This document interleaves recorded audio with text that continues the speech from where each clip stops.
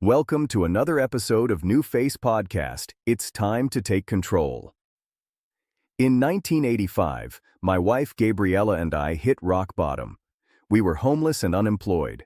Our savings were nearly gone, our credit cards were maxed out, and we were living out of an old brown Toyota, its reclining seats serving as our beds. After a week of sleeping in that car, the harsh truth of our situation, who we were, what we had become, and where we were headed, finally began to sink in. A friend, realizing our desperate state, offered us a room in her basement. When other friends and family learned of our plight, their first question was always, "Why don't you just get a job?" We tried to explain, but it was nearly impossible to clarify our reasons to well-meaning people who deeply valued the security of a job. We occasionally earned a few dollars from odd jobs, but only to keep food in our stomachs and gas in our car, our only real possession at the time. I must admit that in moments of deep doubt, the idea of a safe, secure job with a regular paycheck was incredibly appealing.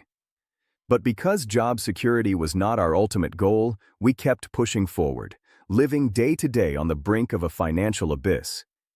We knew we could find safe, secure, high-paying jobs. We were both college graduates with good skills and a solid work ethic. But we weren't after job security.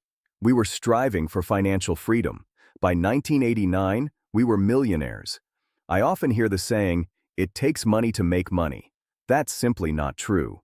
Our journey from homelessness to millionaires in just 4 years, and then on to genuine financial freedom in another 5, did not require money. We started with none. In fact, we were in debt, and no one gave us anything along the way. It also doesn't take a formal education.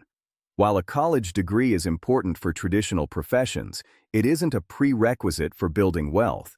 So, if it doesn't take money and it doesn't take a formal education, what does it take?